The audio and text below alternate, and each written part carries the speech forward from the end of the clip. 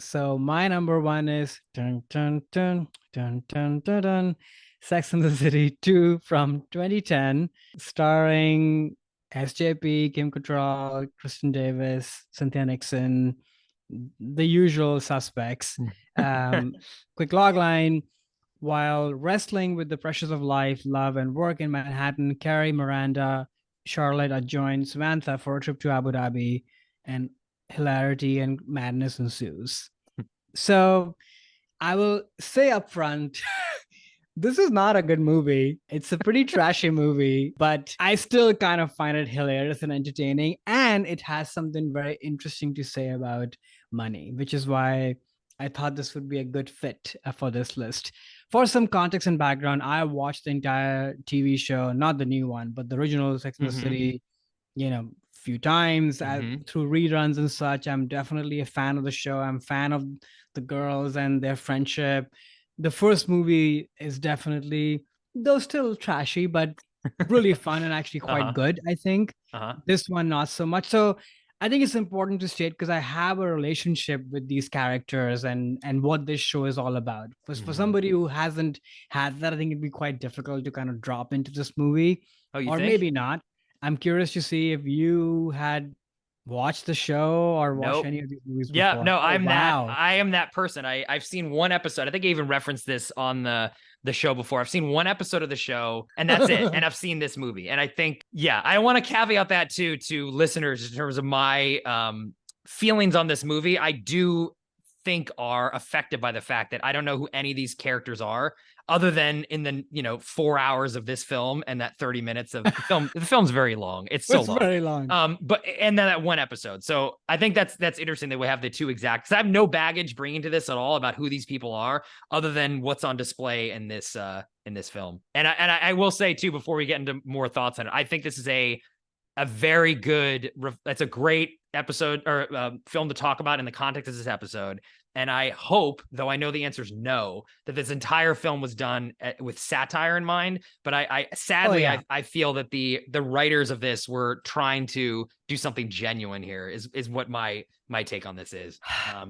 But Maybe. if you And view this as a complete satire of everything involved, I yeah. think it's still it's enjoyable either way, but it's less vile and gross if you take this film on its face value. I think this Oh, is yeah. a No. revolting, like, jail everyone involved kind of movie. Um, No, I think it's pretty but much a satire. I hope so. Oh yeah, because the TV show is not like this. Like this Okay, yeah. is, Again, I don't know, so I'm just saying I yeah, don't the know. TV Yeah. show feels, even though there are crazy situations that happen, but for the Yeah. most part, it feels very grounded and relatable. Versus this is like very heightened and Mm-hmm. just completely off the rails, and hence a satire for Yeah. sure. Okay. Okay. Um, but I think for me, it's interesting. Like it I've seen this movie a few times, dare I admit it. It's But fine. Nothing wrong with that. but it sort of makes this very interesting. It walks this interesting line of that a little bit more than the money you actually need in the Mm-hmm. beginning can offer you a little bit of magic, a little Mm-hmm. bit of sparkle, Mm-hmm. as it's said in the movie several times. And you know, I would not say that I'm absolved of that. That you if somehow somebody said, "Oh, we'll fly you in a private jet to this Yeah. luxurious thing," I wouldn't be gobsmacked and even enjoy it in the beginning. But then it quickly transitions into what comes after and how does all this go down, Mm-hmm. and it just sort of becomes crazier and crazier. And it's sort of not ironic that it's set in a place like Abu Dhabi. Mm-hmm. I also put this on my list because I did an internship during grad school in Dubai, which sort of is the poster child, right, of money and excessiveness and supposedly bringing happiness.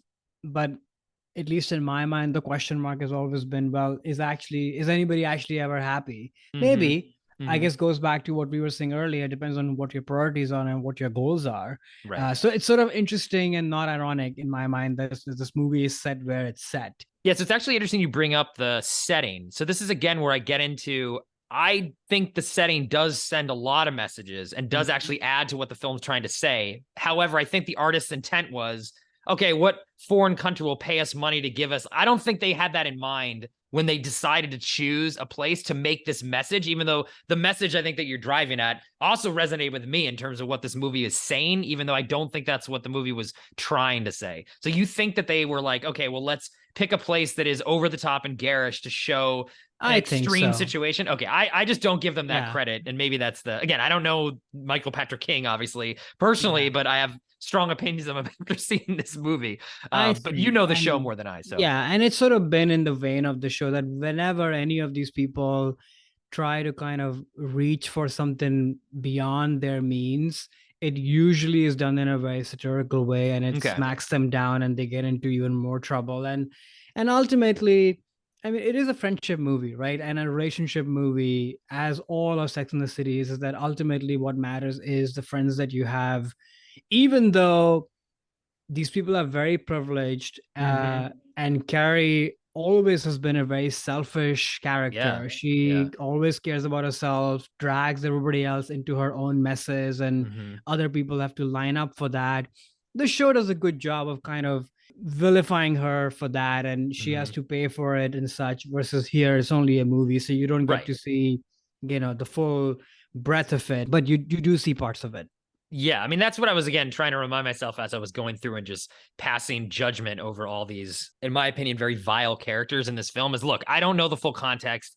If I had grown up with these, if I, watched 100 episodes of a show to get to know who these people are, it's unfair to judge them. It's sort of like meeting someone at a party and thinking you know exactly who they are and passing judgment on them. It's a little unfair. You don't really know who the whole person is. So I kept trying to remind myself of that because, I do think that, all of these women are like irredeemably terrible, at least in this film. It's funny talking about the Brad status. I just made that point about like, oh, you have to not pass judgment on you in everyone's individual situations. Like that one actress from Melrose Place where she was crying about how she was so hard for her to take care of her kids, even though she doesn't work. They have like $40 billion and a stay-at-home maid. It's like, cry me a river. Like, why am I have no sympathy for you whatsoever. Yeah.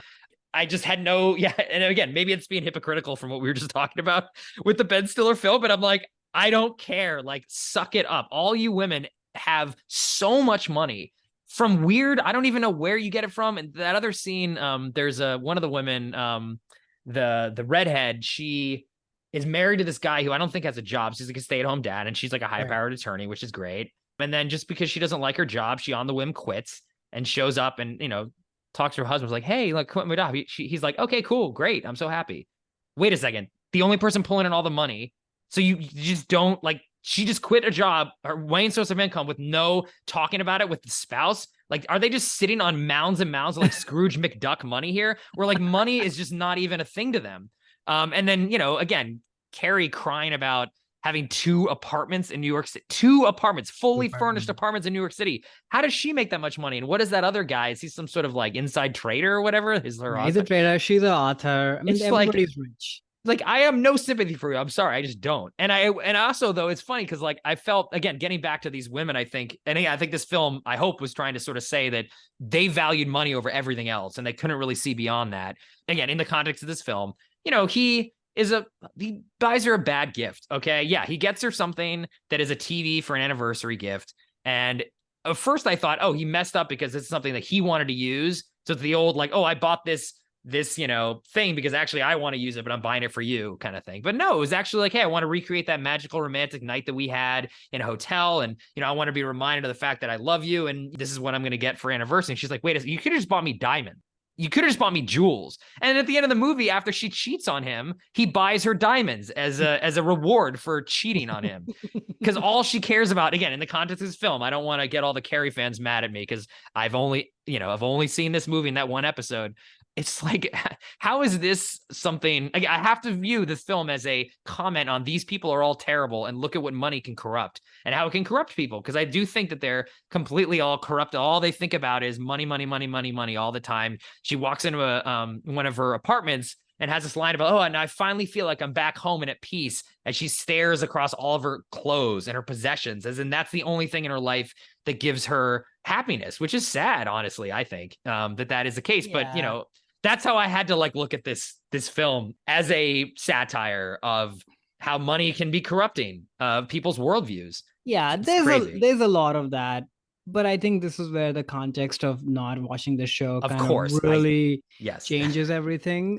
I think to me, yeah, there's a money thing for sure, but I think her reason to be mad about the TV is really that she wants them to have an exciting, engaging life as opposed to retiring. That's sort of I the know. main thing of it. I But hear, but she didn't need to say the jewels thing then. yeah, the Jules thing, that was sort of because they're trying to keep up the thing of like, oh, she's a girly girl and she likes that thing. Shiny It doesn't have things. to be Yeah. expensive or a thing, but more like, oh, you could have bought me something Right. that I can actually wear and enjoy, and you can look at me. And because they've always had this, like, he Yeah. likes her Okay. Okay. looking good and Yeah. what have you. So it sort of is a romantic chemistry kind of thing, more so than about the jewels itself.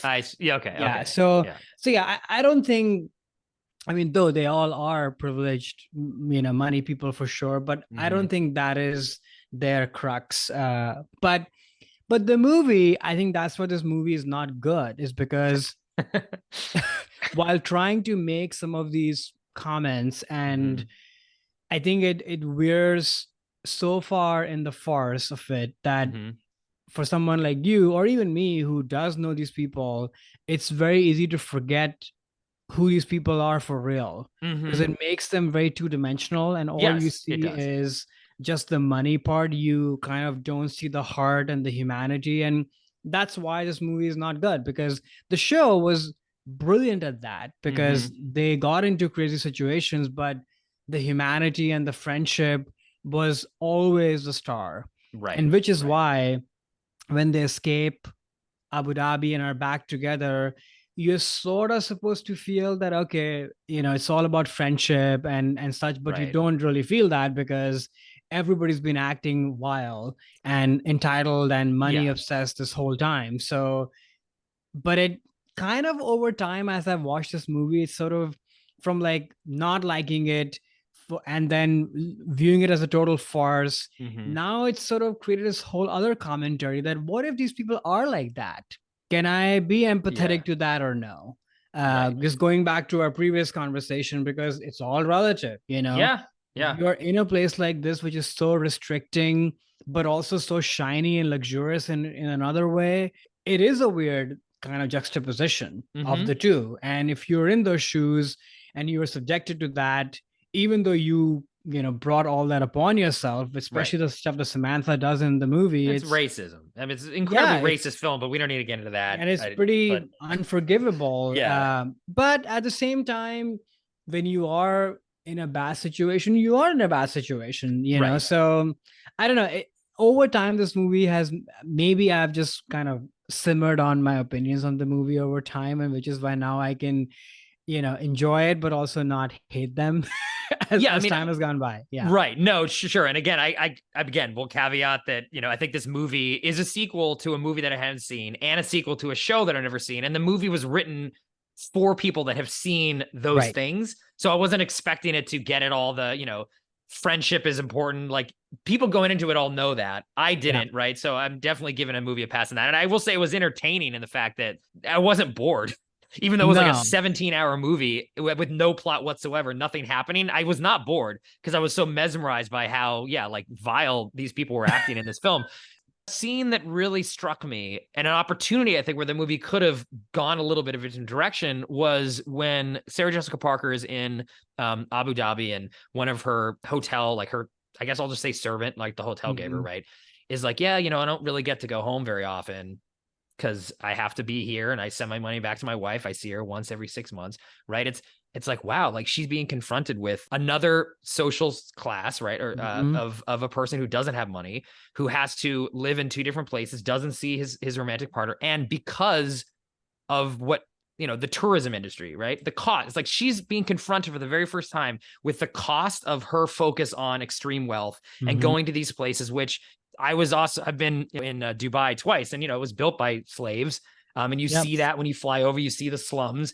So you're reminded of the fact that there is a Oh cost yeah. to this. But her reaction to that isn't like, oh my God, I'm questioning what is my wealth? What is the cost of my wealth? Like, wow, so now my shoes are probably made in a sweatshop somewhere. Like, oh my gosh, it's like, Oh oh, wait a yeah. second. But I'm that is like not you. Gary's character. I'm like you. Like, I also don't get to see, I get to see my husband 4 days a week. And I won one $20 million apartment. He's in another $20 million apartment across town. We're the same. Oh no. It's like, whoa, dude, like, no.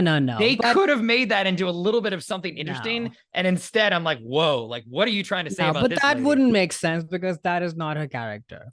She views the entire world through just love and relationship, like her like romantic love and relationship. So you meet her at this point where, you know, she's questioning that, oh, what is my life and my relationship going to be? Can we make our own rules? So she's a very kind of one-track mind person. Whatever she gets obsessed on, that's all she can think of. But you're right.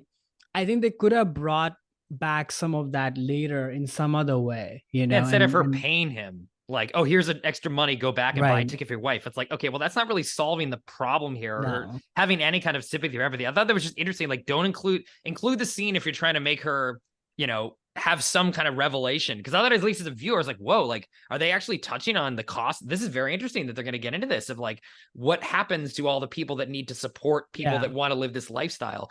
Because it's not free, like not in terms of money, but like there's people's lives that are, you know, sacrificed for this. You have to think about what's also real, you know, like if you are that rich, this is probably how you will react. I know, which is sad, you know, which is sad. It's the reality of life. So, but again, to go back to our previous message of kind of empathy, I look at it from the fact that she was able to at least talk to this person, engage with him in like a very human way for the most part, given her ability, and then offer something out of her generosity. Like, that is more than what any of the other people did on that trip, including her own friends. That's right. True. So it's all relative. That's true. No, I know. I guess this is my own bias if I find it very hard to have empathy or sympathy for people with that much money. That just I view them as different species. And I think in this movie, because, you know, that's how it's another interesting meta commentary on the business of movies and entertainment, is that, oh, you're coming back for sequel number 2 of a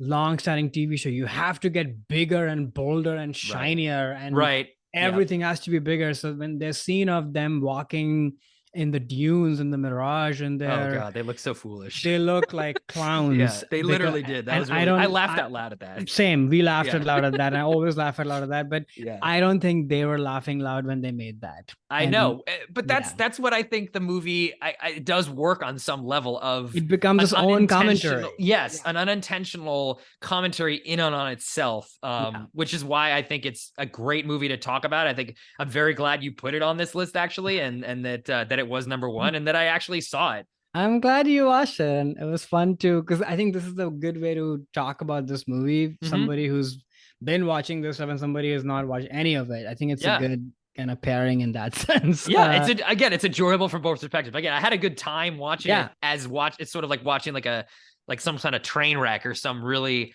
thing I had to attack it on a satire level, even though I don't believe it was the intent of the author, but that's not fine. A lot of it, but some of it. Yeah, that's fine. Hey there, it's Alex. If you like the review and discussion Karan and I just had, make sure you subscribe to our channel, Movies That Shaped Us, to get full episodes. Every other Wednesday, Karan and I cover a topic around important people, places, events, and moments in our lives, and then explore it through 3 of our favorite movies. Subscribe right now, or follow our podcast on Spotify or Apple Podcasts via the link in the description below. Hope you join us for the journey.